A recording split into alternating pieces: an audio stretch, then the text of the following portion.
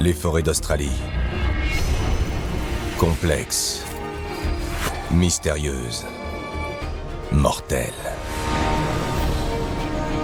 Les branches enchevêtrées et les sous-bois lugubres offrent de parfaites cachettes. Une pénombre où attendre patiemment. Des repères secrets où tendre une embuscade fatale. Un paradis des prédateurs.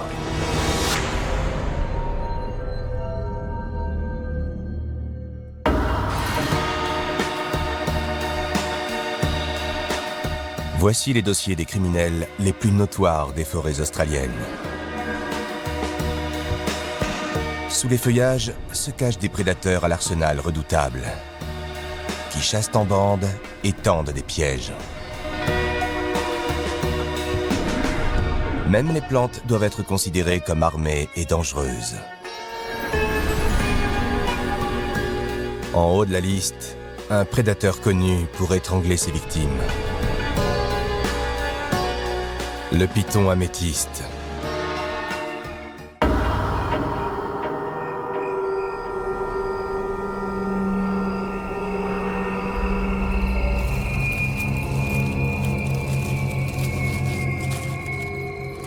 Voici le plus grand serpent d'Australie.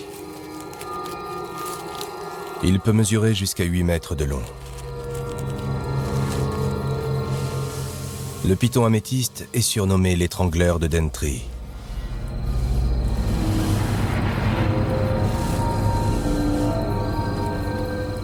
Aussi à l'aise sur la terre ferme que dans les arbres, ce magnifique mâle a un appétit féroce.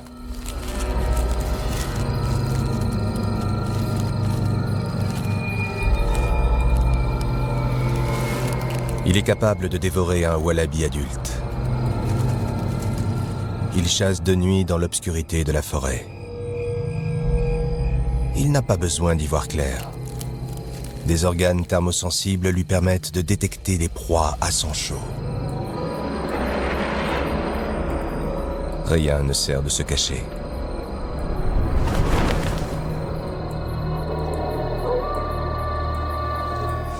Alors qu'il se déplace, il goûte l'air de sa langue. Des signaux chimiques sont transmis au cerveau via un récepteur placé sur son palais. L'organe de Jacobson. Il a repéré un rat. Un rat bien dodu.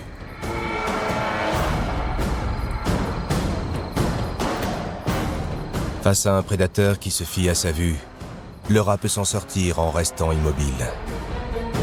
Mais il ne peut pas échapper au sens affûté de ce tueur.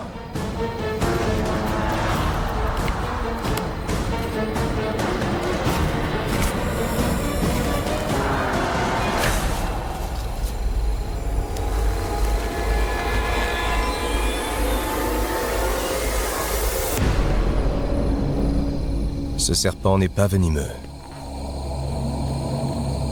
Il n'en a pas besoin. À l'aide de ses mâchoires puissantes, de dents courbées vers l'arrière, il maintient le rat le temps de l'étouffer. Ses muscles puissants se contractent, écrasent, étouffent, arrachent la vie à sa victime.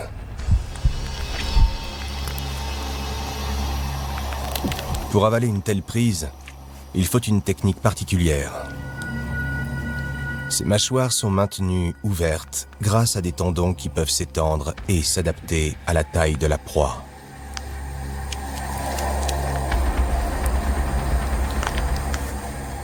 Il avale le rat entièrement, tête la première, fourrure comprise. Un repas savoureux qui rassasiera l'étrangleur de Daintree pour plusieurs semaines.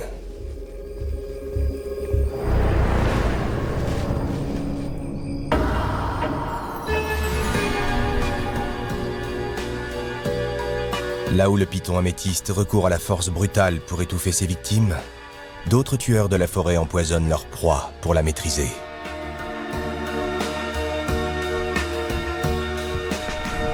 Ces forêts abritent des créatures dotées de puissantes armes chimiques dont il vaut mieux ne pas s'approcher.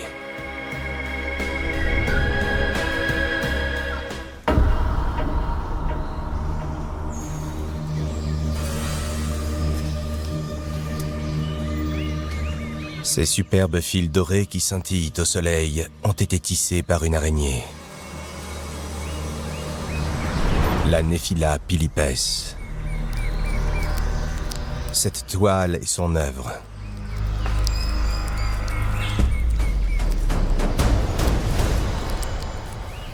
Une apparence magnifique pour de sombres projets. Les abeilles et d'autres insectes sont attirés par ces fils brillants. Un piège mortel conçu par l'araignée pour attirer et capturer sa proie. Large d'1 mètre, cette toile est immense.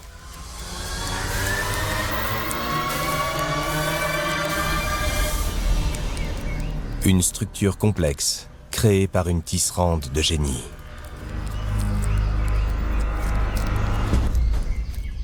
C'est du travail d'orfèvre.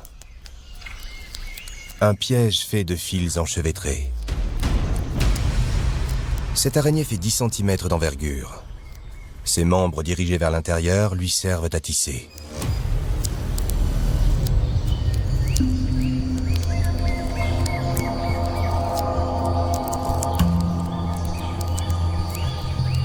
Robuste, souple et légère, la soie qu'elle produit est une merveille de la nature.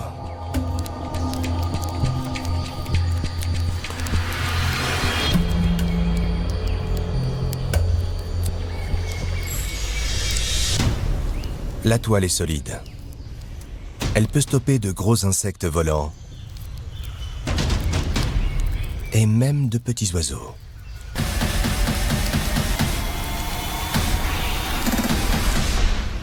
Maintenant, il ne lui reste plus qu'à attendre. Plus bas, sur le sol de la forêt remplie de dangers, d'autres drames se déroulent. Voici une sauterelle, une espèce particulière. Elle vit au sol, se nourrit de feuilles et de graines tombées à terre. Où qu'elle aille, le danger la guette. Comme cette scolopendre géante.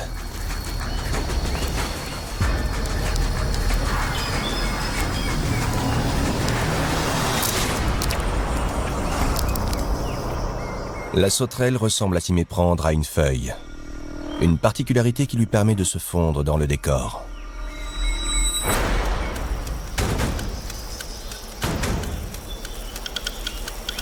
Mais elle ne pourra pas tromper ce prédateur qui l'a déjà repéré. La scolopendre géante, qui mesure près de 25 cm, chasse la nuit.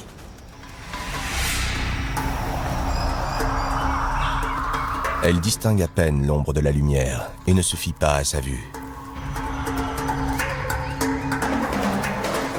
À l'aide de ses antennes, elle cherche les signaux chimiques laissés par une proie éventuelle.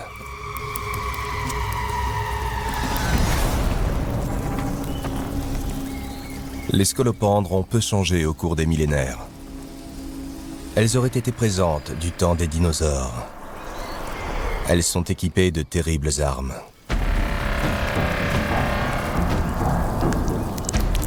De solides mandibules pour déchirer la chair. Des griffes pour maintenir leur victime. Un venin mortel.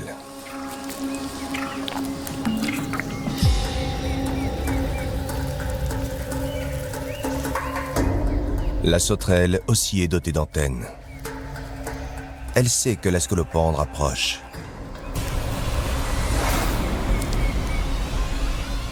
Un bond et elle s'échappe.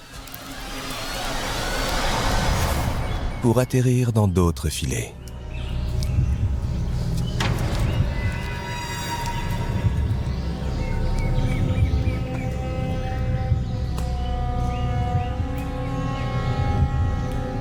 La sauterelle a beau lutter, elle ne peut pas se défaire de la toile. Ou des crocs de l'araignée.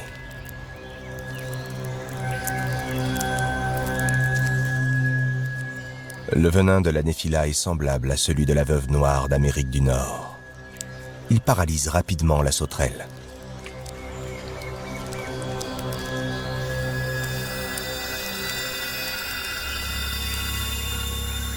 Le repas est enveloppé, prêt à être consommé.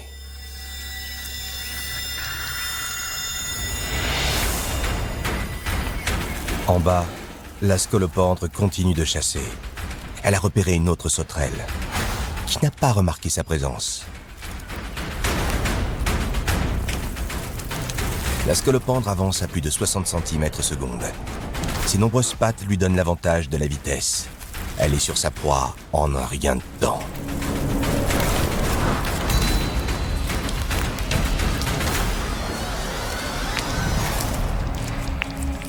Elle enveloppe ensuite la victime de ses pattes. Elle la tient fermement. Des appendices placés à l'avant lui permettent d'injecter le venin mortel.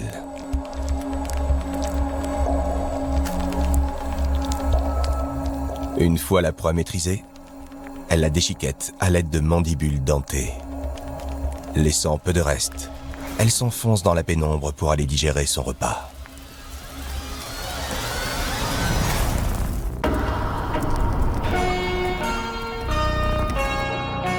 Quand certaines des créatures d'Australie recourent à un arsenal chimique, d'autres habitants nocturnes usent de techniques plus primitives. Ils arrachent simplement la chair de l'os. Quand ils chassent, les marsupiaux carnivores infligent d'importants dégâts corporaux.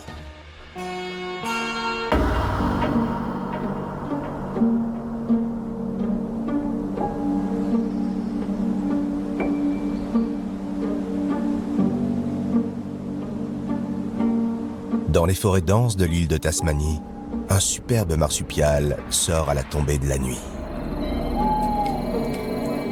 Il mesure près d'1 mètre et pèse plus de 3 kilos. Mais il ne faut pas se fier aux apparences. Son fin minois dissimule des mâchoires puissantes, dotées de longues dents pointues. C'est un prédateur notoire. Un assassin au visage d'ange.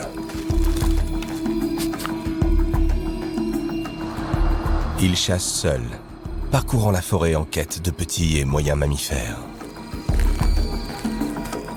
Comme le padémélone, un membre de la famille des kangourous.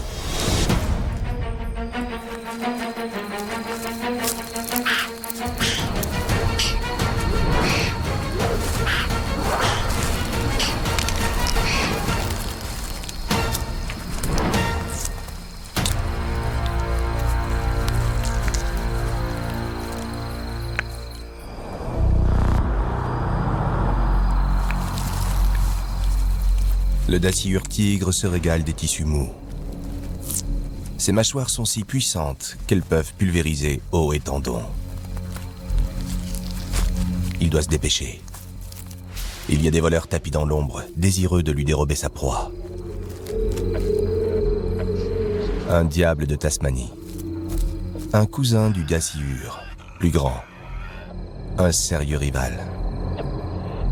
Celui-ci a reniflé la viande. Le dasyure se sait inférieur et bat vite en retraite.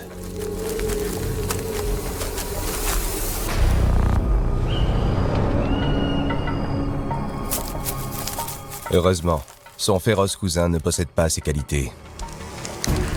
Celles de grimpeur. Plutôt à l'aise sur les branches, il ne faut pas longtemps à ce chasseur pour trouver un autre repas. Un nid de colombine longueup. Il surprend la famille endormie et disparaît dans la nuit, emportant l'un des bébés. Ses dents tranchantes déchirent la chair et les petits os. Une triste fin pour le jeune oiseau.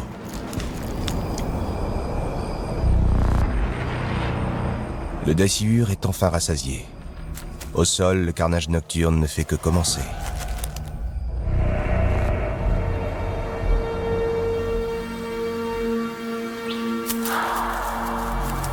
Le diable de Tasmanie est le plus grand, le plus féroce marsupial encore en vie aujourd'hui. Cette espèce, présente autrefois sur tout le continent, ne subsiste plus qu'en Tasmanie. Il chasse la nuit, se nourrit de petits mammifères, d'oiseaux et de reptiles. Mais il s'attaque parfois à des proies bien plus grandes que lui. Ce mâle chasse seul et en embuscade. Il a repéré un groupe de wallabies.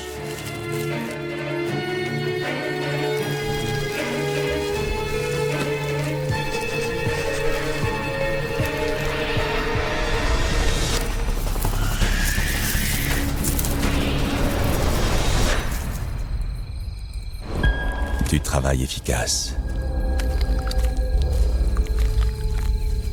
Doté de mâchoires parmi les plus puissantes au monde, il peut dévorer le moindre morceau de la carcasse. La fourrure, la chair, les tendons et même les os. Il peut ingurgiter l'équivalent de 40% de son propre poids en une demi-heure. Il ne laisse rien se perdre. L'atmosphère est chargée de l'odeur du sang.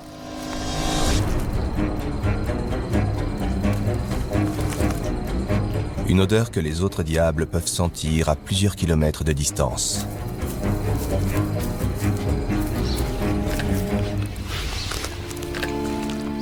La carcasse toute fraîche attire une drôle de bande. Les diables de Tasmanie sont parmi les seuls chasseurs solitaires à se nourrir en groupe.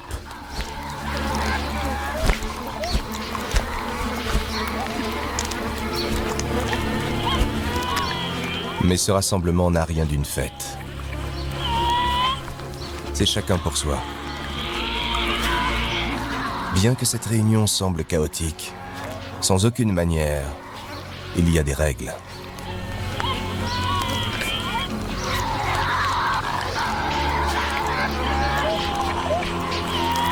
Les moustaches délimitent la place de chacun.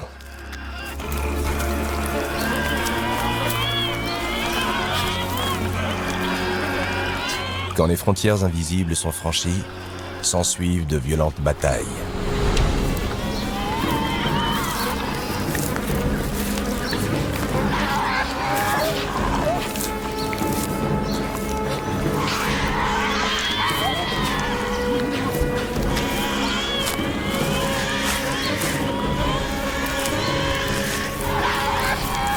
Les aînés arborent fièrement les cicatrices des luttes gagnées et perdues.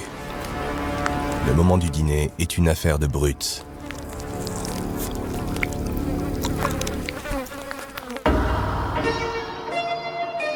Alors que le diable de Tasmanie compte sur de puissantes mâchoires pour tuer et démembrer, d'autres prédateurs déploient des stratégies plus complexes. La veuve noire à dos rouge tisse un entrelacs de fil pour piéger sa victime, avant d'aspirer tout souffle de vie.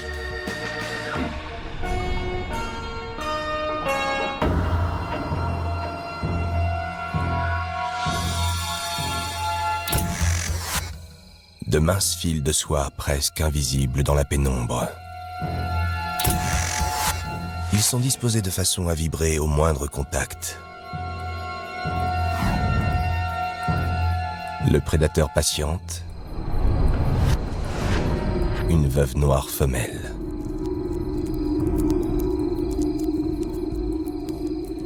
Son corps minuscule fait moins d'1 centimètre de diamètre. Mais la couleur rouge est signe évident de danger.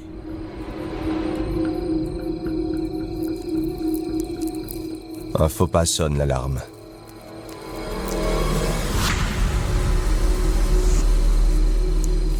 L'araignée s'approche de la proie.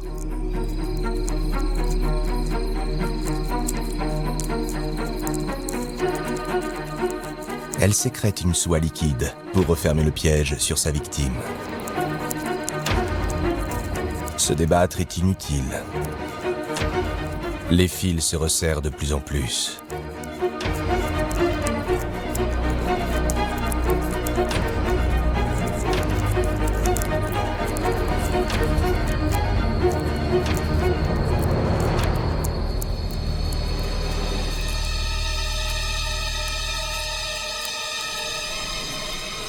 La voilà qui mord.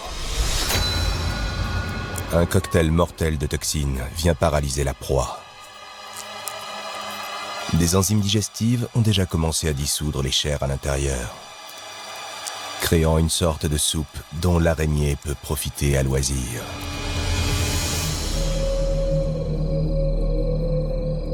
Cette araignée peut causer la mort d'un homme. Elle est considérée comme l'une des plus dangereuses au monde.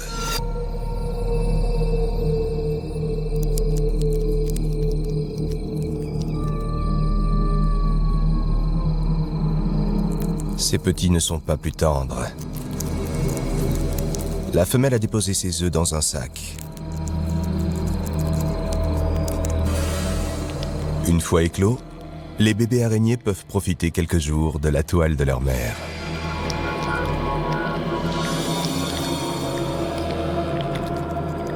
Mais ils sont trop nombreux. Il n'y a qu'un moyen de régler le problème. Les nouveau-nés sont cannibales.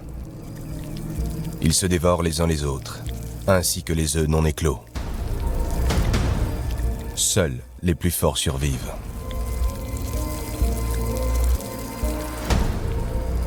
Bientôt, ils se disperseront, iront nicher ailleurs, construiront leurs propres pièges.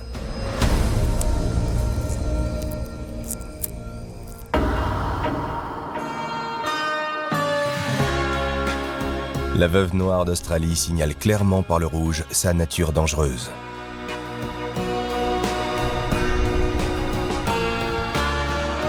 Un autre tueur silencieux arbore la même couleur. Le serpent à collier rouge est doté de tout un arsenal chimique.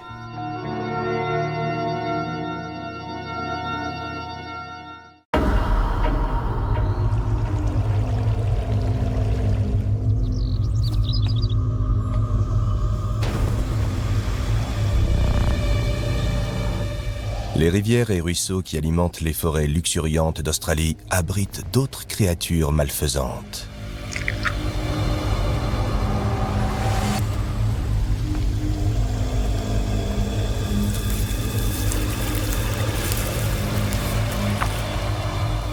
Glissant au milieu des rochers, un des serpents les plus venimeux d'Australie.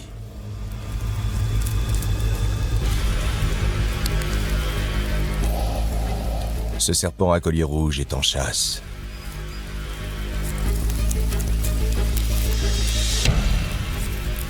Il est aussi à l'aise dans l'eau que sur la terre ferme.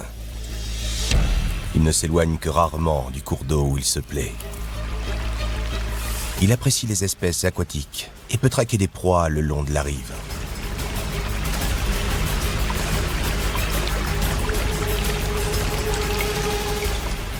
Il va même jusqu'à nager sous la surface, à la poursuite de têtards et de poissons. Aujourd'hui, ce discret prédateur devra user de toutes ses compétences.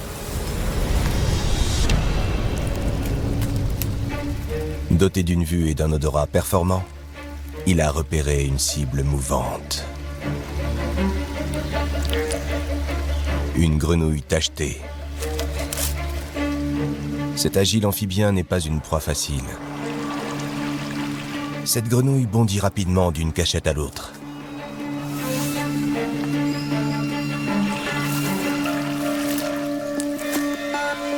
Mais elle laisse derrière elle une piste chimique que le serpent détecte aisément à l'aide de sa langue.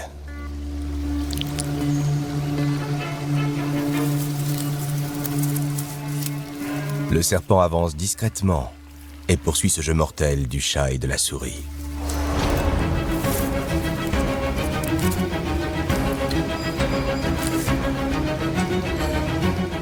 Jusqu'à ce qu'il n'y ait plus d'endroit où se cacher.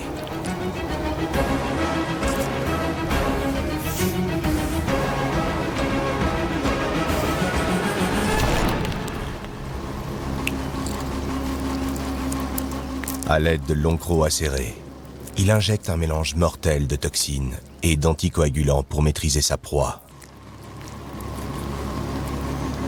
Il la dévore entièrement. Paralysée, mais toujours vivante.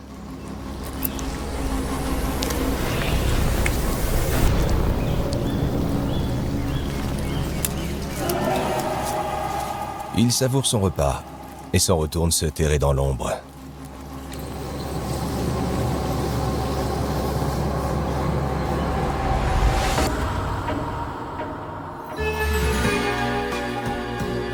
Les forêts australiennes sont pleines de dangers.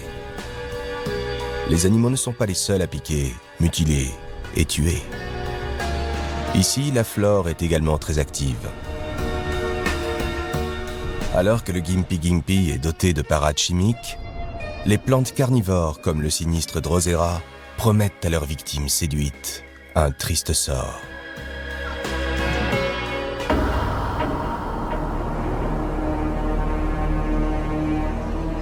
Refuge pour de bon nombre de prédateurs, ces anciennes forêts s'avèrent dangereuses. Mais parfois, c'est la forêt elle-même qui représente une menace. Il faut prendre au sérieux les plantes d'Australie. L'arbuste du Gimpy-Gimpy est d'un aspect très ordinaire. Mais ses feuilles s'avèrent mortelles. C'est l'une des plantes les plus toxiques.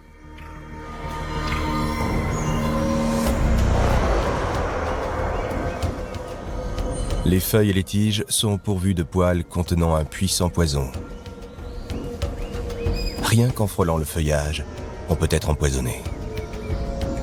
Une fois fichés dans la peau, les minces filaments libèrent des neurotoxines qui peuvent causer une douleur violente et durable. L'effet est brutal. La plante a déjà causé le décès de chiens et même de chevaux. Ces arbustes peuvent mesurer jusqu'à 5 mètres de haut. Des parias qu'il vaut mieux éviter.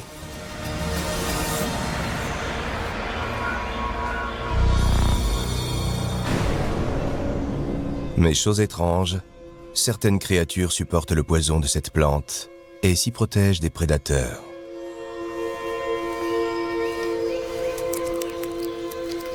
Des mantes s'abritent dans ses feuilles.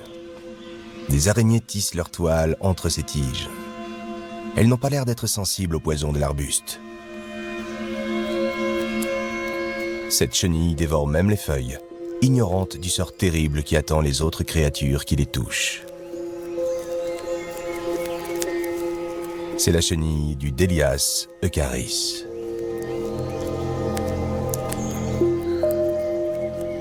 Elle est devenue résistante aux toxines et peut donc franchir les défenses développées par ces plantes.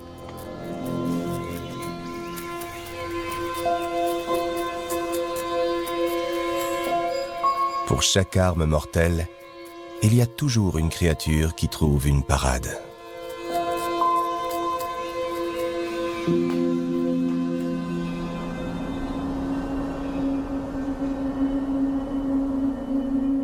Une plante a développé une stratégie plus proactive.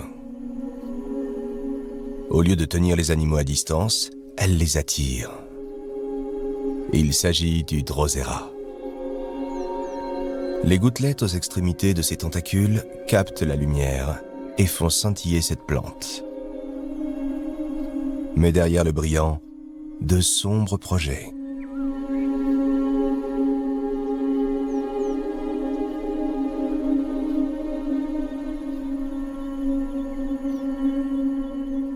La plupart des plantes tirent du sol les nutriments dont elles ont besoin. Mais là où le sol est pauvre, elles ne trouvent pas d'azote. Elles doivent donc chercher ailleurs.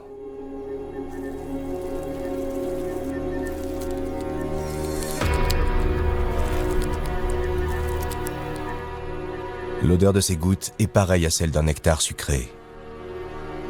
Les insectes n'y résistent pas.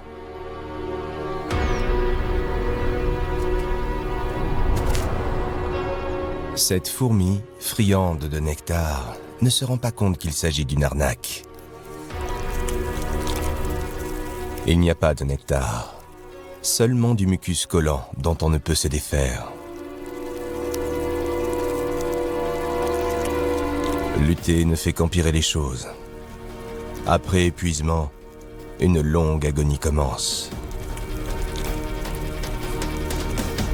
Pour extraire les précieux nutriments de sa victime, le Drosera libère des enzymes digestives.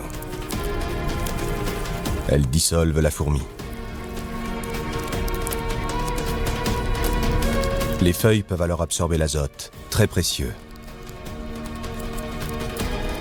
Certaines de ces plantes peuvent mesurer plus d'1 mètre et vivre plus de 50 ans. Elles tirent ce dont elles ont besoin des corps de leurs malheureuses victimes.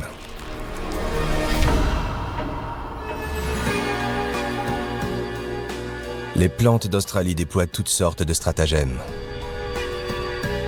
Le Gympie Gympie est doté de filaments empoisonnés. Le Drosera séduit et piège. Et l'arbre le plus célèbre de toute l'Australie se recouvre de poison.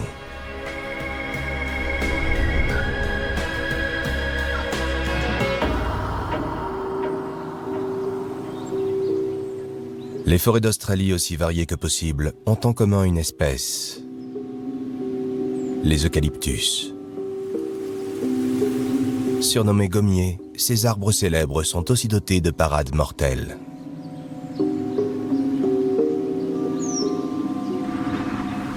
Des glandes situées sur les feuilles produisent une substance qui leur donne cet aspect huileux. Ces huiles sont toxiques, même pour l'homme. Et la plupart des animaux ne s'en approchent pas.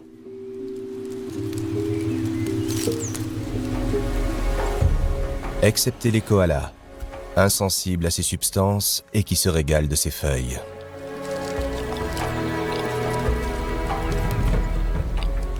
Les feuilles d'eucalyptus sont pauvres en protéines et riches en toxines. L'estomac du koala s'est adapté pour en tirer tous les nutriments possibles. C'est-à-dire, pas grand-chose.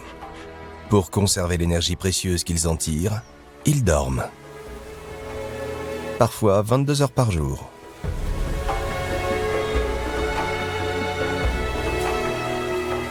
Pour le koala, l'eucalyptus est source de vie.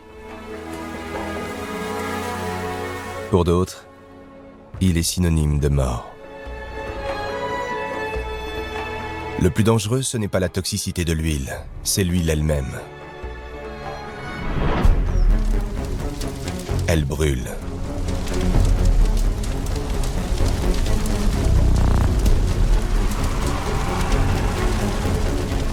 Les forêts sont fréquemment ravagées par les feux de brousse. Les gommiers sont des arbres inflammables. Leurs huiles alimentent la fournaise. La température dépasse alors les 1000 degrés. C'est plus que le point de combustion du kérosène.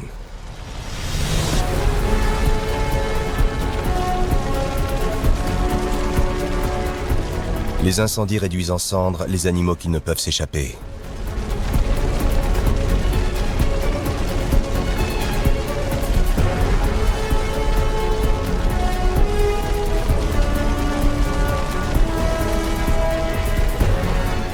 Ce qui était un abri se transforme en crématorium.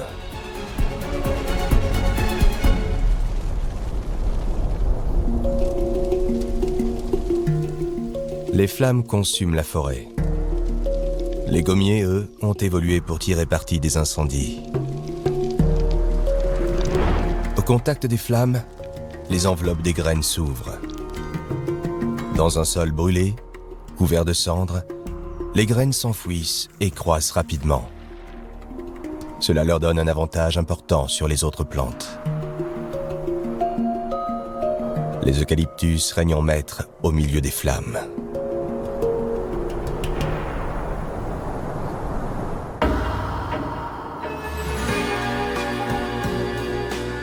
Les feux de brousse, vraies forces de la nature, dévorent tout sur leur passage. Dans la région tropicale, au nord du pays, il y a d'autres forces destructrices à l'œuvre.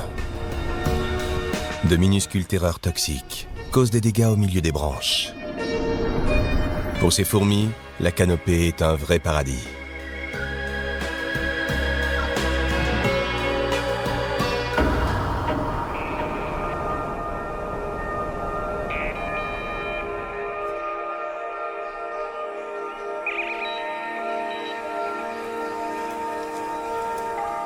Ces fourmis vivent dans une société très réglementée. Une reine entourée d'1 demi-million d'ouvrières.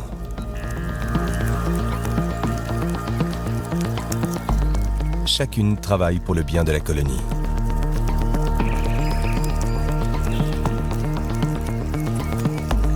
Même les larves y participent en fabriquant de la soie pour les travaux. Ces fourmis sont dites tisserandes. Elles construisent une multitude de nids disséminés dans la canopée.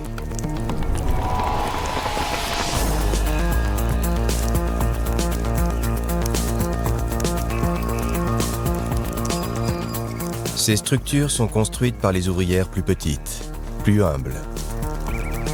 Elles tissent les feuilles entre elles à l'aide de la soie. Faisant preuve d'un vrai travail d'équipe, communiquant par contact ou grâce aux phéromones, ces ouvrières forment même des ponts et des échelles pour se déplacer.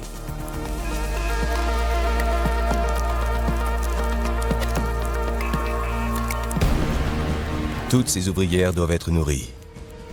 Les fourmis les plus grandes partent chasser.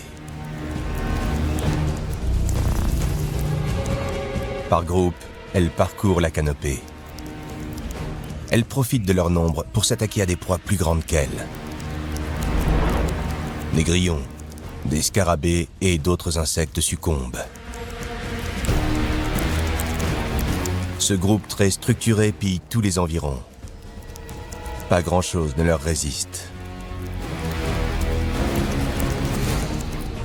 Ces fourmis sont aussi des soldats, de vaillantes sentinelles qui défendent la colonie.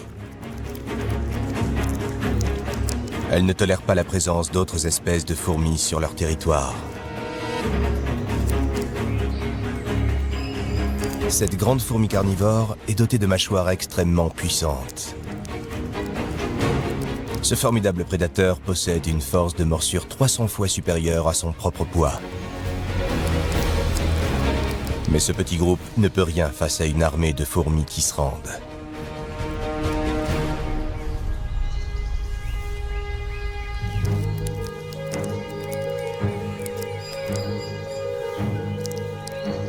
Elles pénètrent en territoire ennemi, mais sont très vite surpassées et vaincues.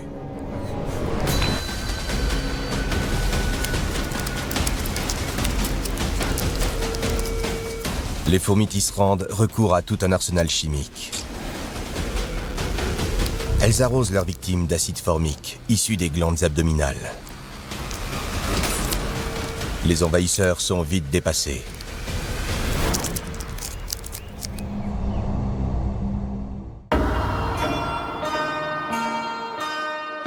Alors que les fourmis tisserandes dominent la canopée, sur le sol de la forêt, d'autres batailles ont lieu.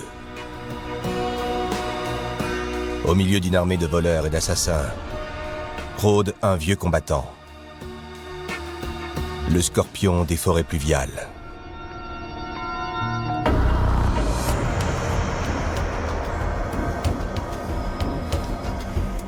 Il y a plus de 400 millions d'années, cette créature primitive a émergé des océans.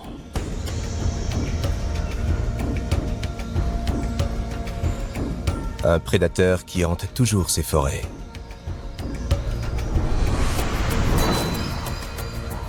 Ce scorpion est une machine de guerre. Il est protégé par un exosquelette robuste, armé de grandes et puissantes pinces et doté d'un dard empoisonné sur sa queue. Il peut ainsi se défendre ou bien chasser.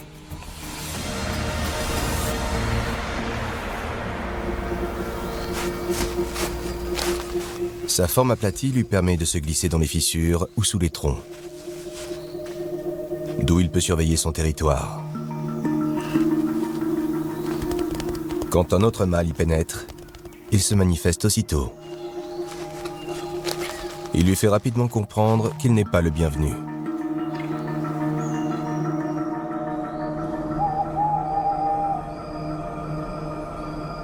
Il sort la nuit pour chasser à la lumière de la lune. Cet arachnide est doté de nombreuses paires d'yeux. Même dans la pénombre, il peut capter la lumière, détecter les formes.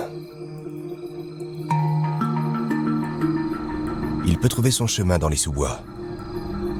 De minces poils lui permettent de percevoir le moindre mouvement.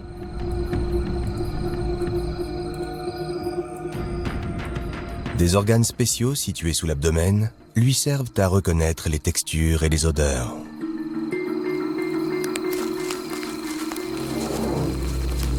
Il chasse des araignées, des scolopendres et des criquets.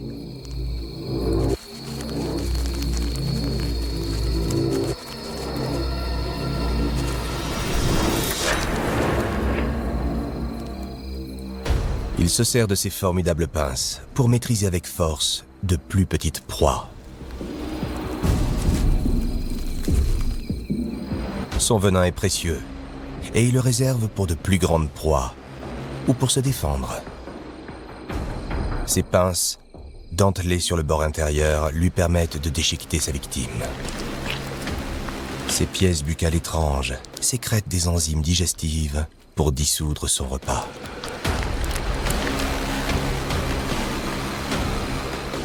Il maîtrise sa proie sans gaspiller une seule goutte de venin. Il garde toute sa réserve chimique. Il est paré à toutes les situations. Si on l'attaque, la lutte sera rude.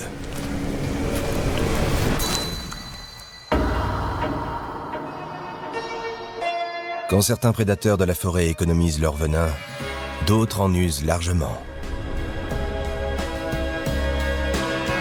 Des toxines mortelles goûtent littéralement des crocs de la plus grande araignée d'Australie. Elles sèment la peur dans le cœur des créatures de la forêt. La mygale.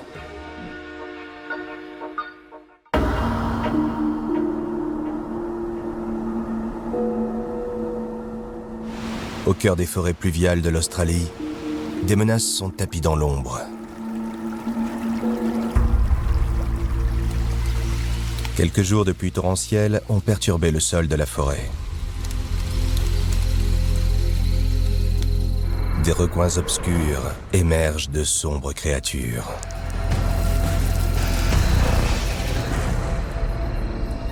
Cette mygale, surnommée araignée Goliath, est la plus grande araignée d'Australie. Elle peut faire la taille d'une main d'homme. Mesurant plus d'1 centimètre, ses crocs sont plus longs que ceux du serpent brun.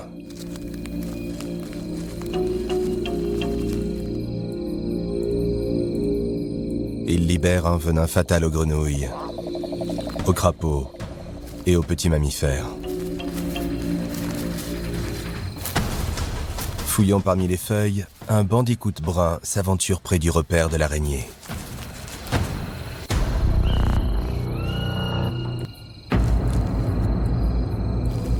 Il a attiré son attention.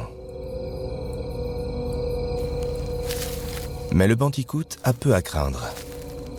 Il est insensible à la morsure de l'araignée. Lui-même prédateur, le bandicoot observe l'araignée avec envie.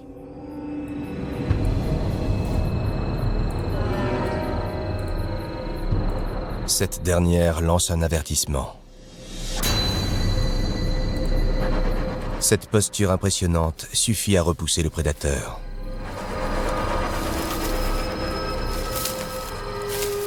La menace disparue, l'araignée retourne dans sa cachette.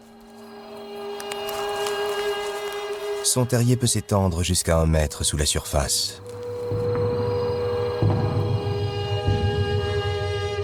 Depuis l'entrée, est tendu un réseau complexe de fils solides et résistants. L'araignée est alors avertie du moindre passage d'une proie. Elle attend patiemment que des invités de dernière minute se manifestent. Des invités qui finiront au menu.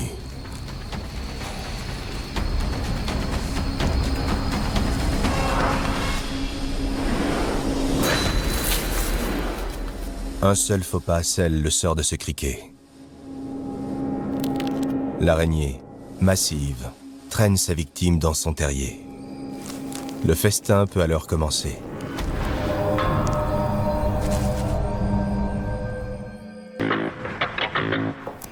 La vie dans les sous-bois est périlleuse. Pour survivre ici, les habitants de la forêt ont développé toute une série de stratégies impitoyables.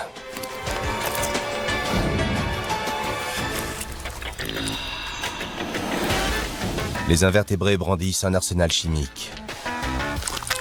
Les marsupiaux carnivores arrachent la chair des os. Même les arbres piquent et brûlent. La prochaine fois que vous pénétrez dans une forêt australienne, rappelez-vous d'avancer prudemment. Tapis dans l'ombre, derrière chaque arbre, se trouve une armée de créatures meurtrières.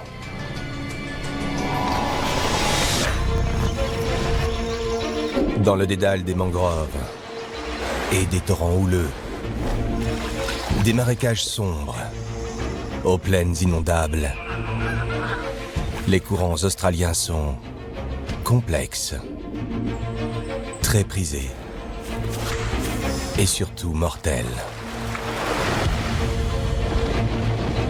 Le lit des rivières se transforme vite en champ de bataille. Ces marécages forment un repère idéal pour les meurtres en série. Un réseau criminel y prospère, celui des prédateurs australiens.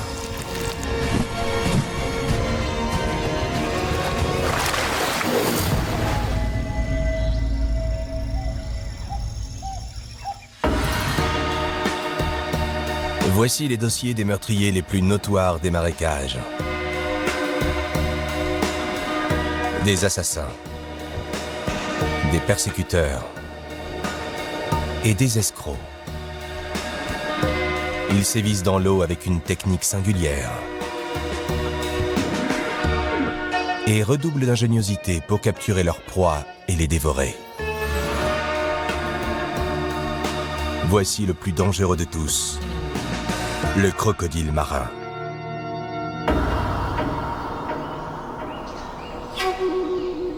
Les embouchures des rivières mènent au marécage.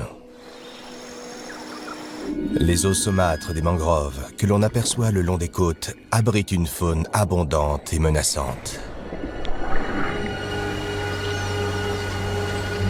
Il n'y a rien de plus fascinant que le crocodile marin.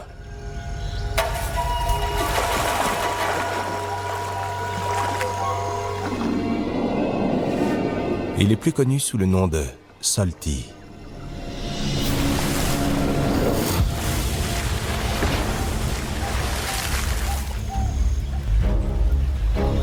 C'est le plus grand reptile au monde. Il mesure jusqu'à 7 mètres de long et pèse parfois plus d'1 tonne. C'est le maître incontesté des côtes nord de l'Australie. Ils sont puissants et dangereux. Sa gueule comprend 60 dents, des lames acérées faites non pas pour mâcher, mais pour tuer. Mieux vaut ne pas être sur leur route.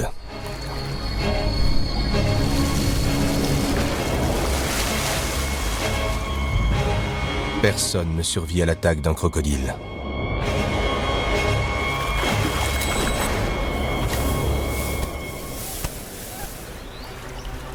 Ces véritables machines de guerre ne fonctionnent que s'il fait suffisamment chaud.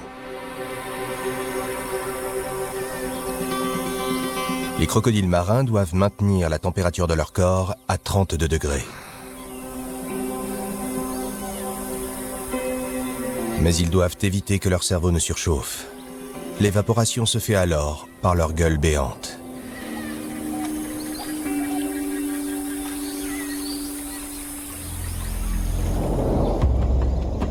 Bien que son cerveau soit petit, il est capable de se renseigner sur ses proies en observant leurs habitudes alimentaires.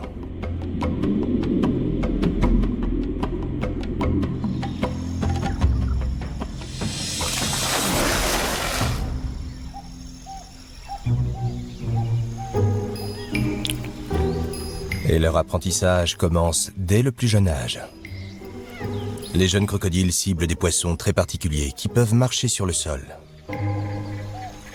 Les gobies marcheurs. Ces gobies rampent sur le sol à marée basse pour échapper aux dangers sous l'eau. Avant d'émerger, ils ouvrent leurs branchies pour les remplir d'eau. Une fois ces réservoirs bien fermés, ils peuvent se déplacer sur Terre tout en respirant. Mais en sortant de l'eau, ils ne sont pas à l'abri du danger.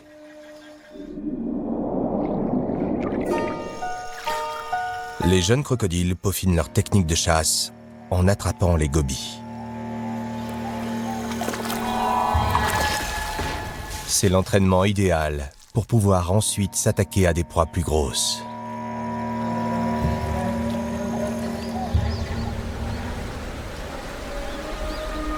La matinée est bien entamée.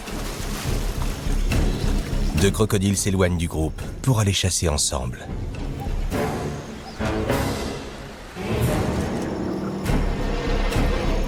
Les crocodiles peuvent atteindre 30 km/h, mais sur une faible distance seulement. Ils remontent chacun la rivière à la recherche d'un repas.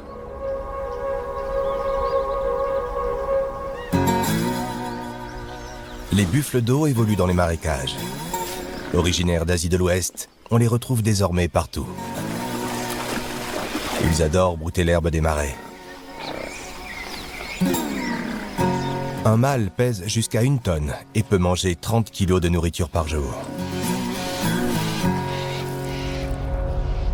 Alors que la chaleur augmente, le buffle se dirige vers l'eau pour se rafraîchir et se désaltérer. Le crocodile femelle les a aperçus.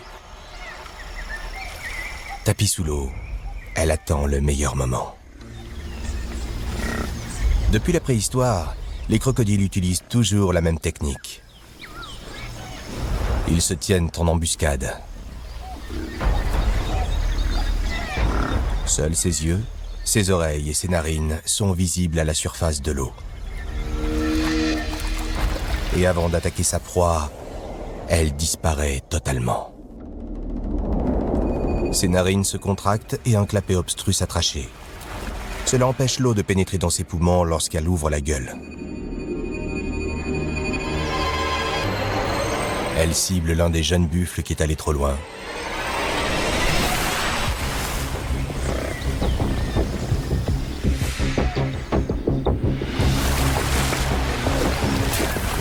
Le célèbre rouleau de la mort l'achève.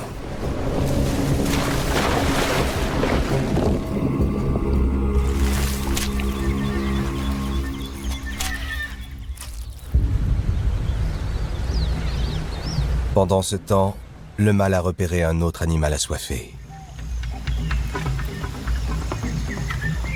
C'est un kangourou venu se désaltérer. Le reptile s'approche lentement. Le kangourou est dans un périmètre accessible pour le crocodile.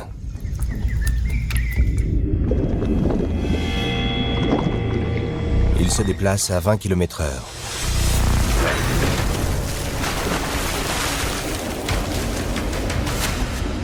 Mâcher ses proies lui est impossible. Pour les dépecer, il est obligé de secouer leur carcasse.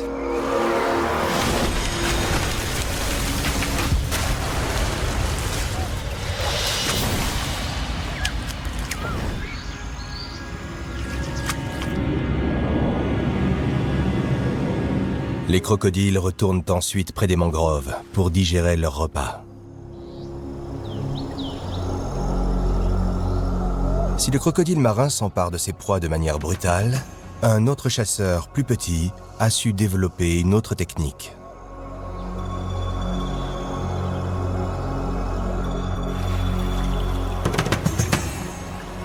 C'est le poisson archer. Omnivore, opportuniste, un tireur hors pair. Il avale tout ce qu'il voit flotter sur l'eau. Mais il a développé une technique incroyable pour atteindre ses proies hors de l'eau.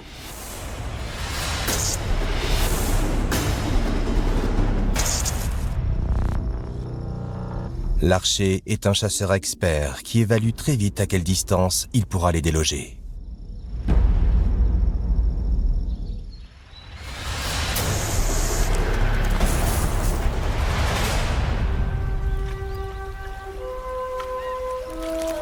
Une araignée Eriophora a choisi une branche pour y étendre sa toile. Située à 2 mètres de la surface de l'eau, la toile est à portée du poisson.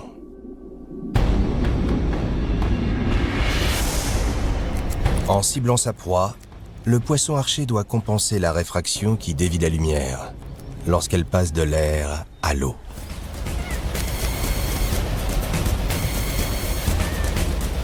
Sous l'eau, la vue déforme tout et la cible est floue.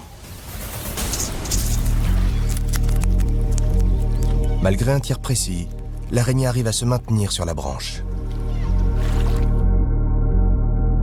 En faisant pression avec la langue, le poisson se sert de sa bouche comme d'un entonnoir. Lorsque l'eau passe dans ses branchies, il la rejette par la bouche.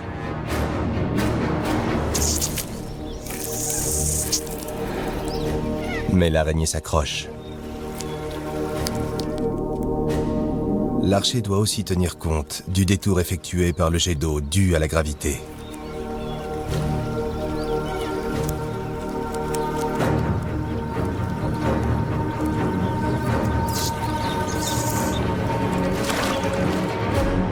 L'araignée est touchée.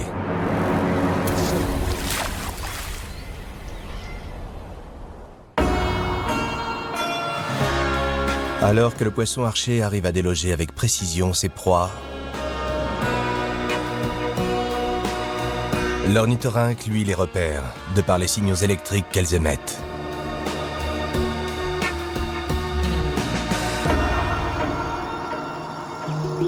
Les estuaires sont alimentés par un vaste réseau de ruisseaux.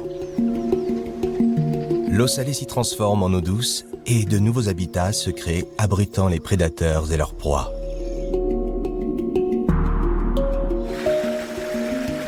En remontant le cours d'eau, on aperçoit dans les marécages une bestiole timide et évasive, l'ornithorynque.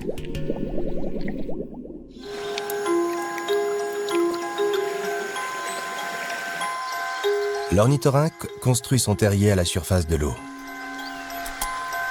Lorsque le calme règne, il s'échappe de sa tanière pour aller se nourrir. Les obstacles sous l'eau ne posent aucun souci à ce nageur habile.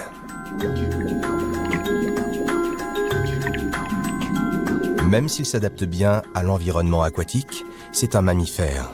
Il doit remonter à la surface toutes les 30 secondes. Sous l'eau, il ferme les yeux et bouge son nez. Mais il n'en demeure pas moins un excellent chasseur. Son bec est recouvert de plus de 40 000 électrorécepteurs qui détectent les signaux électriques émis par ses proies.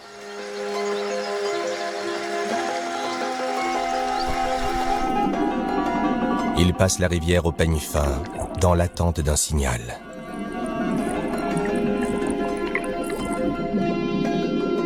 Son premier repas de la journée, un verre délicieux. Nourrissant, mais cela ne suffit pas. Il doit manger chaque jour l'équivalent de 20% de son poids. Sa queue présente un excès de graisse et pèse près de la moitié du corps. Elle lui offre ainsi un regain d'énergie.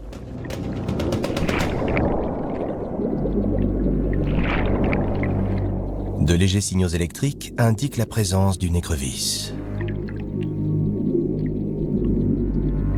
L'écrevisse essaie de s'échapper. Mais l'ornithorynque suit son signal.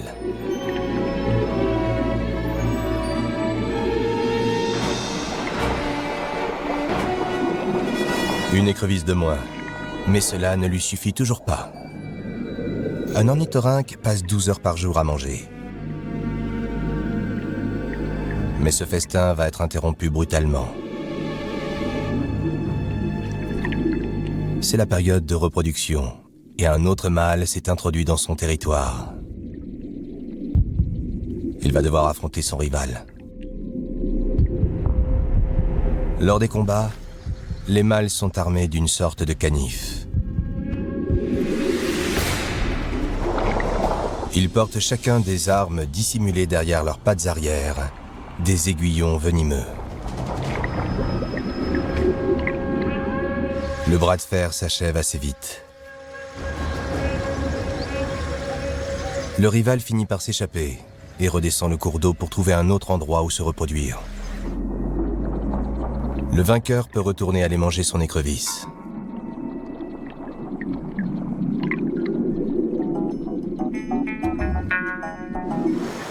Lorsque le soleil se couche, l'ornithorynque est enfin repu. Sa journée a été longue et il mérite enfin un peu de repos.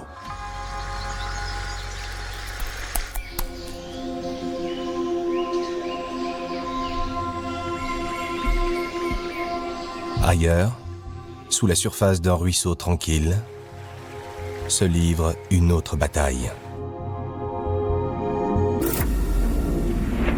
Ce tyran féroce se nourrit de ses proies. Le crabe d'eau douce connaît peu d'opposants.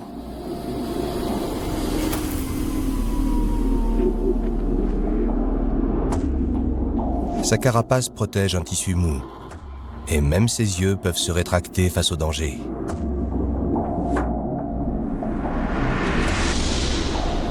Ses pinces sont des armes redoutables.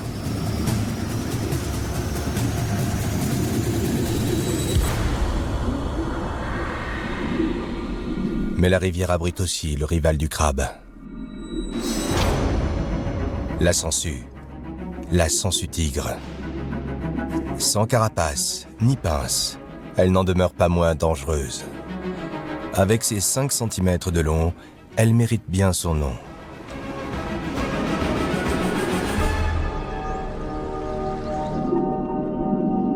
La sangsue est furtive.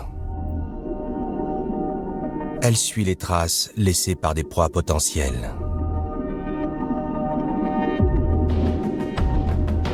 Le crabe perçoit un mouvement parmi les détritus. Une nouvelle proie.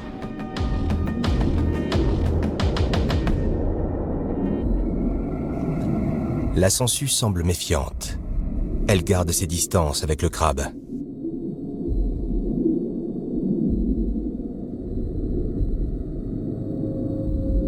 Elle l'observe et attend, pendant que d'autres sangsues arrivent.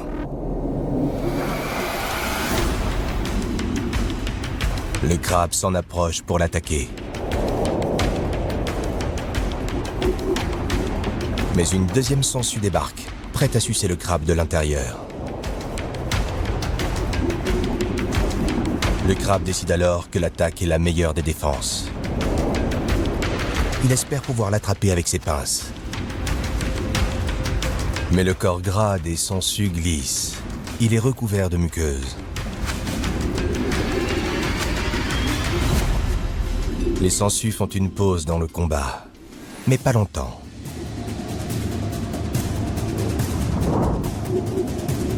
Cette sangsue a faim. Elle se faufile derrière les pinces et essaie de s'y agripper.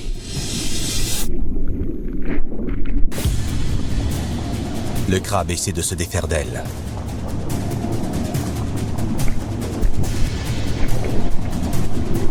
En véritable experte, la sangsue a trouvé une faille dans la carapace du crabe.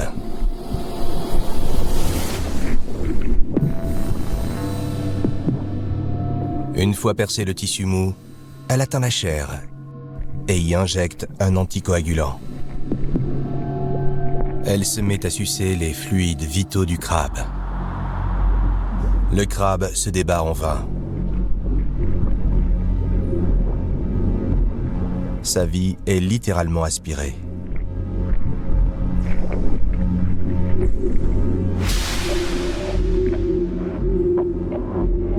La sangsue se gorge en avalant une quantité faisant jusqu'à 5 fois son poids.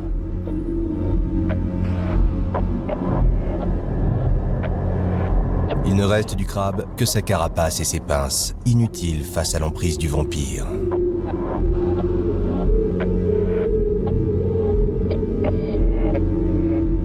La sangsue n'aura plus besoin de se nourrir pendant des mois, voire même une année.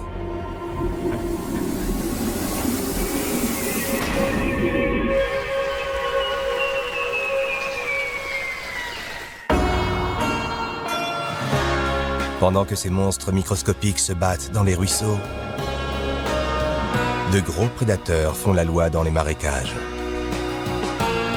Rien n'arrête ce chasseur invétéré, prêt à poursuivre inlassablement ses victimes.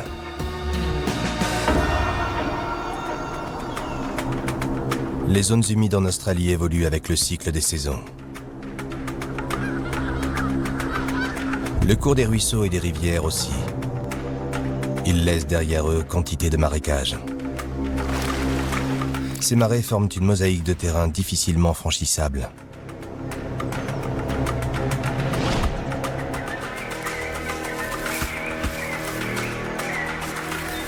Dans l'herbe épaisse qui longe le cours d'un ruisseau, un serpent assassin cherche son repas. Ses rayures noires et son tempérament agressif lui ont valu le nom de serpent-tigre. Ce prédateur n'a pas de pince, mais des crocs.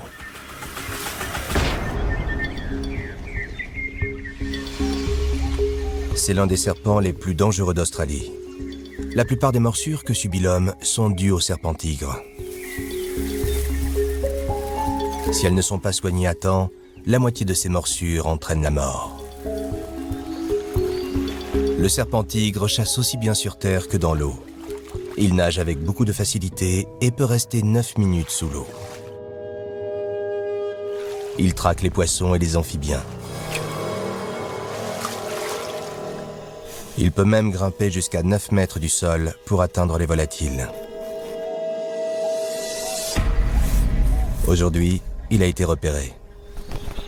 Le passereau sonne l'alarme et avertit les autres de la menace. Une occasion ratée.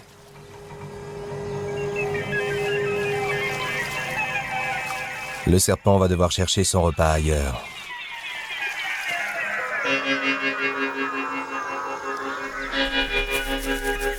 Le surmulot est un rat que l'on retrouve en abondance dans l'herbe.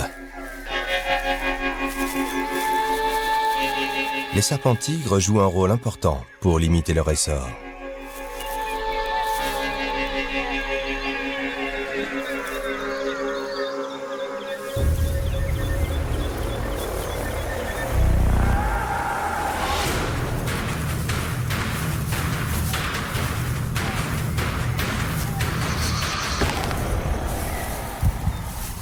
Le serpent-tigre a des crochets creux. Il injecte un venin fait de toxines, l'un des plus puissants parmi les serpents. Certains composants attaquent le système nerveux du rat et le paralysent.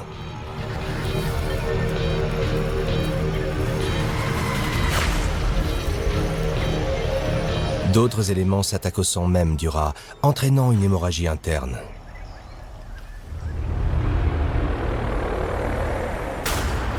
Après avoir dévoré toute sa proie, le serpent-tigre cherche un endroit tranquille pour digérer son festin.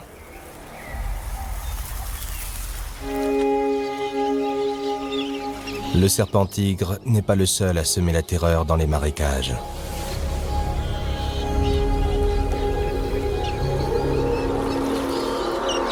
Dans le nord de l'Australie, un prédateur prend le soleil au bord d'un étang.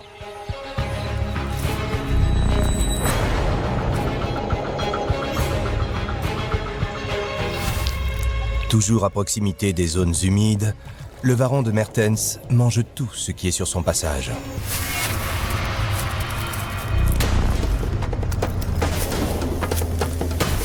Grâce à ses jambes puissantes, il dévale les rochers. En période de reproduction, il écrase ses adversaires avec ses longues griffes et sa grosse queue.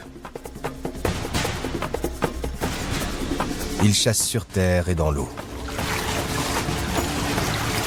Sa queue lui sert à la fois d'hélice et de gouvernail.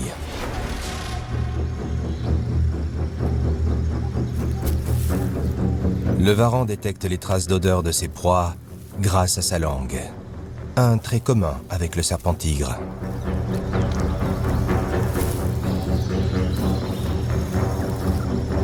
Ce membre est partagé en 2 bouts distincts, chacun oscillant séparément. Cela lui permet d'avaler plus d'air et de se guider vite.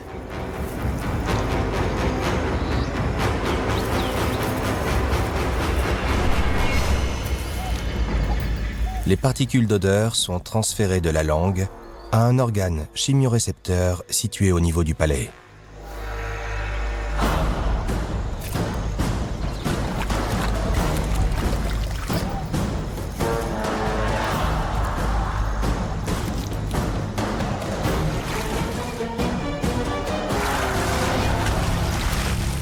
Le varan possède de grandes dents, capables de déchiqueter des proies volumineuses. Il avale d'un coup les plus petites. Tout en digérant son repas, le varan profite des derniers rayons de soleil.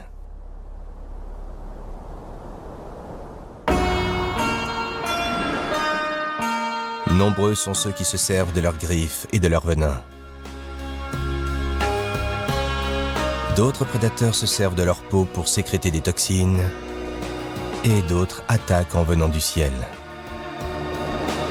Ce prédateur, lui, a choisi d'étouffer ses victimes jusqu'à leur mort.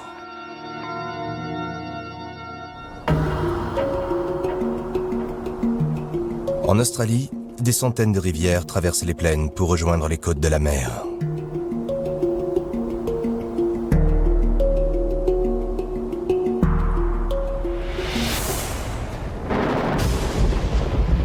Les moussons tropicales rendent ces zones inondables et les transforment en vastes marécages. Un python nocturne patrouille les terres à proximité d'une rivière.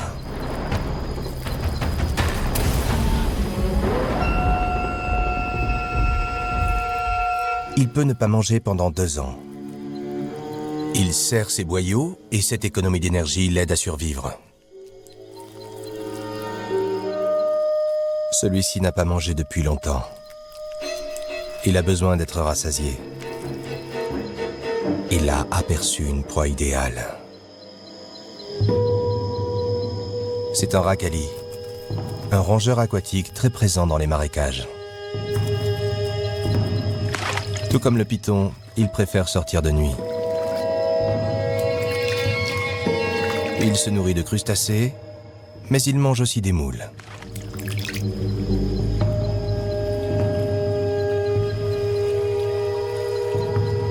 Il retourne sur le sol pour manger son repas.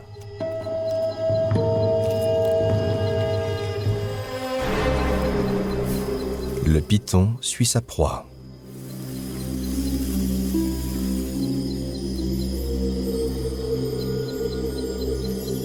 La bouche du python est entourée d'écailles. Celles-ci lui permettent de déceler la température de ses proies à sang chaud.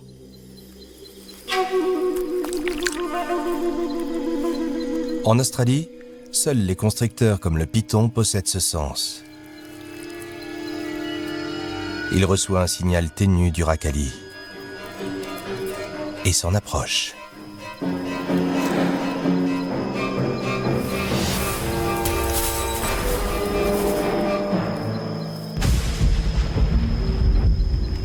Il est impossible d'échapper à l'étreinte du python.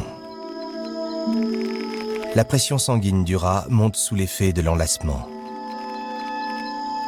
Le cœur du rongeur ne transmet plus de sang aux organes vitaux. Le python le serre jusqu'à sa mort.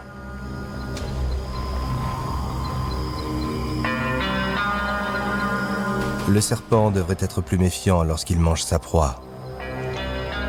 Les marécages sont truffés de voleurs. Les mâchoires du python ne sont pas jointes à l'avant. Elles sont tenues par un ligament très élastique qui lui permet d'ouvrir grand la bouche.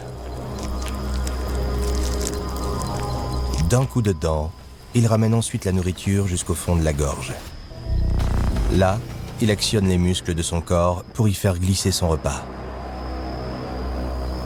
Les boyaux du serpent produisent alors des enzymes et sécrètent un liquide gastrique qui favorise la digestion du racali.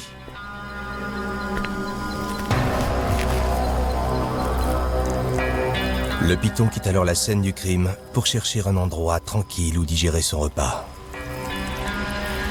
Loin des autres prédateurs. Qu'ils soient situés dans l'eau ou dans les airs.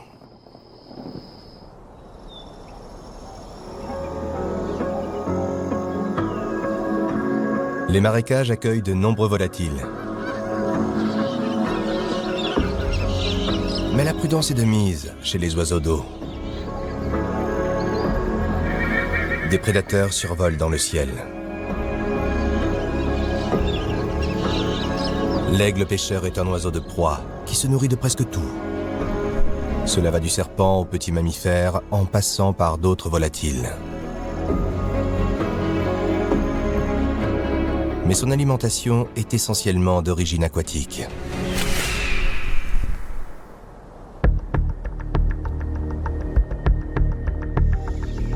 L'aigle pêcheur déploie ses ailes et plane grâce au courant thermique qui l'élève dans les airs. Il localise un point d'eau qui regorge de poissons. L'aigle cherche un perchoir qui lui permettra de s'élancer très vite. Il évalue sa hauteur par rapport à la position du soleil dans le ciel. Une fois perché, il observe l'eau minutieusement. Sa vision est excellente. Ses yeux font 1,5 fois la taille de celle des volatiles du même gabarit. Il peut distinguer très loin les objets.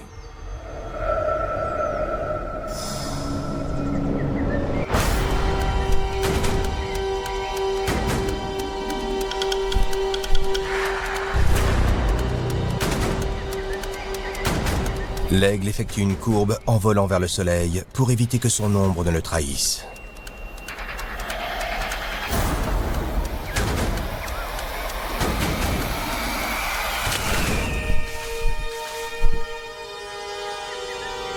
Une prise spectaculaire pour ce maître du ciel.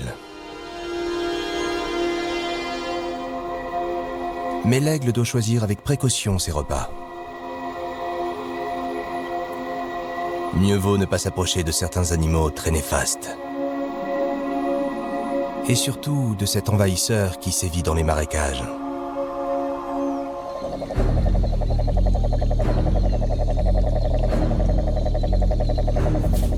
Le crapaud géant a été introduit en Australie en 1930 pour endiguer l'invasion des parasites qui détruisaient le sucre de canne.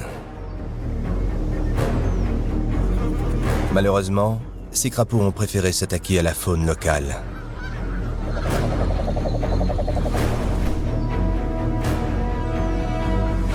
Les crapauds géants terrorisent les prédateurs qui imaginent pouvoir se confronter à eux. La plupart du temps, ils s'enfuient vite.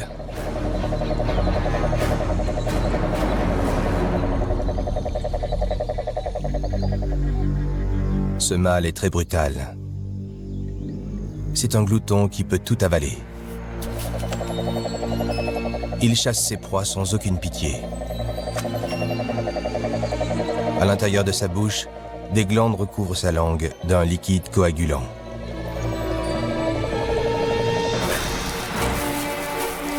La chic note qu'il fait avec la langue dure 10 millisecondes. En glissant vers le palais ses globes, il engloutit mieux la nourriture. Dans ces eaux dangereuses, la plupart des créatures de la taille du crapaud font profil bas. Le crapaud géant savoure son repas au plein air. Et s'il n'est pas craintif, c'est grâce à cette peau suintante qui le protège. Des glandes situées derrière ses yeux sécrètent une toxine hallucinogène mortelle. Ceux qui s'approchent de lui risquent une mort lente. Les crapauds géants vivent jusqu'à l'âge de 15 ans. Les adultes sont souvent solitaires. Les plus jeunes évoluent en groupe. Ils déambulent dans les marais et dévorent tout sur leur passage.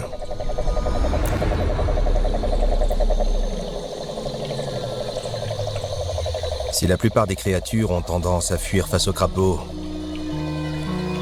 ceux-ci ont tout de même un ennemi. Le serpent d'eau douce.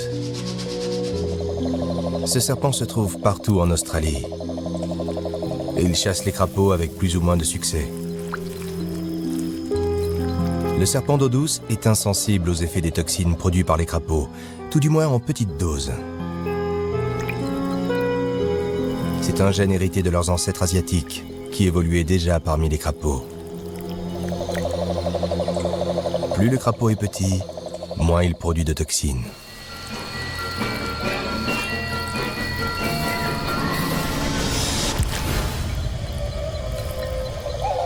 Mais quelque chose ne va pas. Le crapaud est trop gros et le poison trop fort.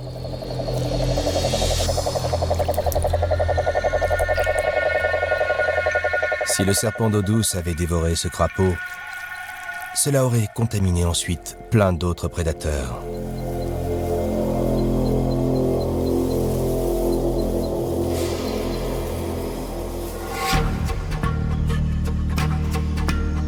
Si les serpents d'eau douce ont du mal à tuer les crapauds géants, d'autres prédateurs y parviennent. Les fourmis font partie de cela. Elles ne sont pas allergiques aux toxines des crapauds. Lorsque ces soldats font la guerre, elles forment une armée. Grâce à leurs mandibules aiguisées et grâce au liquide caustique bouillant et jaillissant de leurs abdomens, elles ont tué ce crapaud. L'immobilisme du crapaud lorsqu'il déploie ses toxines a ici joué en sa défaveur. Dans quelques jours, il ne restera plus que des os. Une mort bien méritée pour cet envahisseur des marécages australiens.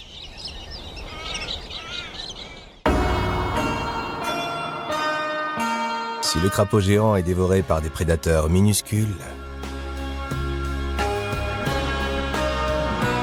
d'autres prédateurs, eux bien plus gros, guettent leur proie pour les attaquer, alors que d'autres encore font preuve de malice pour piéger leurs victimes. Les gigantesques plaines inondées de la côte nord sont alimentées par des rivières et des courants en provenance des collines. Ces eaux calmes sont truffées de toutes sortes de bestioles.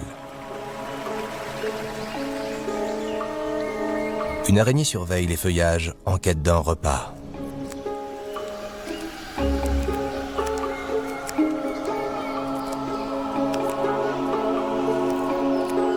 L'araignée portia ne fait qu'1 centimètre de long, mais elle sait se montrer très malicieuse. Ses proies préférées sont des araignées.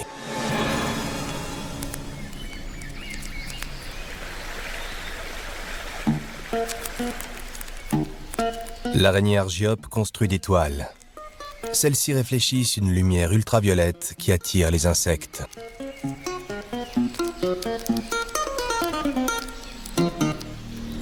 Aujourd'hui, la toile a attiré l'attention de l'araignée portia.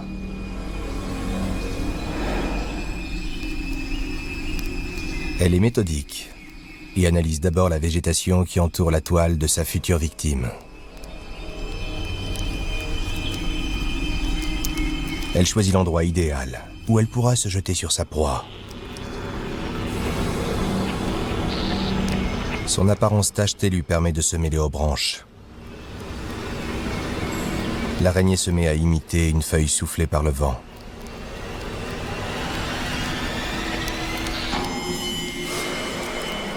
Si la portia est repérée, elle s'immobilise et se confond avec le paysage.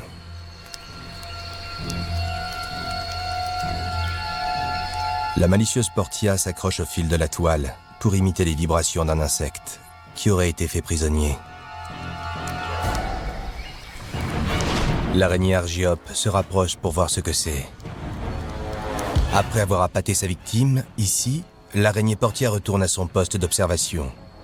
Sa position est idéale pour l'attaquer. Elle calcule les distances avec précision.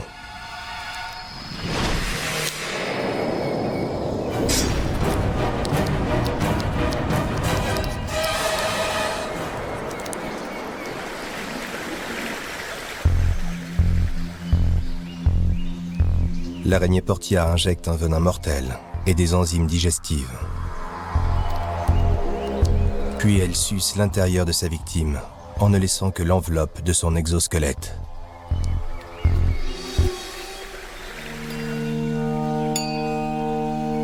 L'araignée portia est si malicieuse qu'elle arrive à s'attaquer à des proies qui font 2 fois sa taille.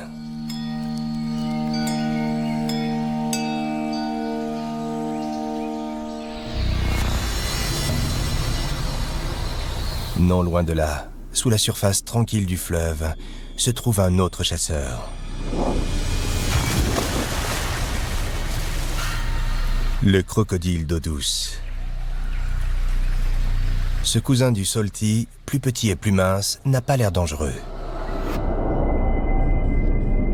Il est immobile et silencieux. Mais ne vous y trompez pas. Ce crocodile est rapide et puissant.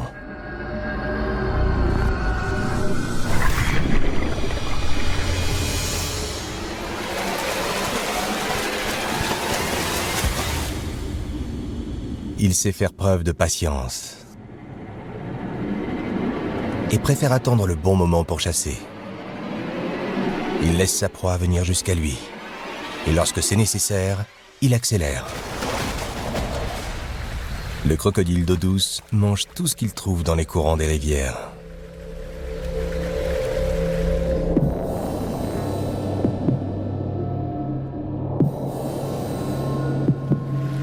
Son hydrodynamique est parfaite. Il peut se lancer sur l'eau grâce à sa queue musclée qui fait la moitié de son corps.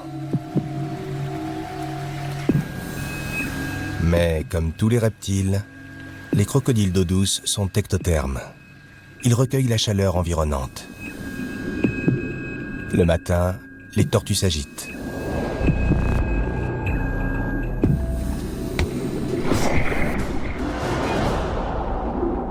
Une nouvelle occasion de rater.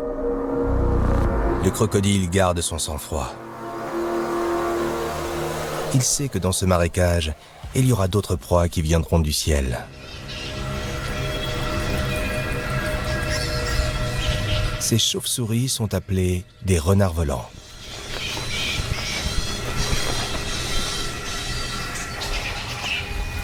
Elles s'activent essentiellement la nuit. En journée, elles se mettent à l'abri du soleil. Les renards volants vivent en groupe et se blottissent les uns contre les autres. Alors que le soleil est à son zénith, ils se battent pour être à l'ombre.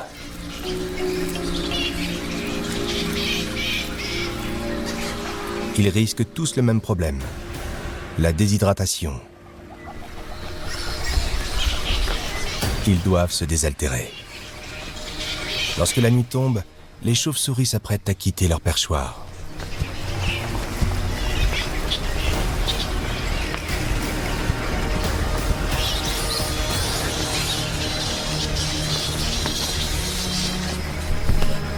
Avant de manger, elles doivent boire. Elles descendent en piqué jusqu'à la surface pour y tremper leur fourrure. Elles peuvent ainsi en lécher la partie humide lorsqu'elles sont sur leur perchoir. Plus bas, un crocodile attend.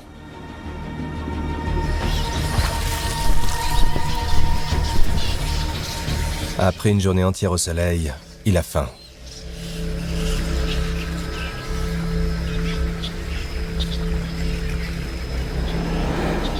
Si le crocodile manque parfois de vigueur, il s'est accéléré aussi très vite.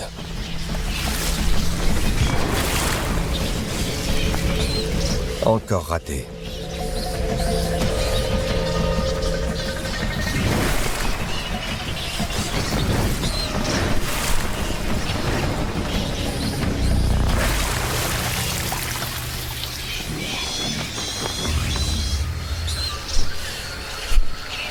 La chauve-souris a vu le crocodile. Mais elle a trop soif et prend le risque.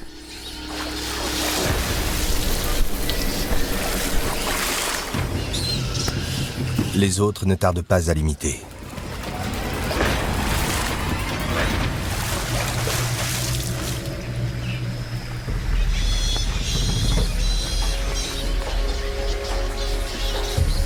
La nuit tombe et les chauves-souris s'envolent vers les forêts. Pour chercher des fruits, elles volent jusqu'à 50 km de leur perchoir et transportent aussi des graines. Les renards volants jouent ainsi un rôle crucial dans la reforestation, tout en préservant l'habitat des prédateurs au sol.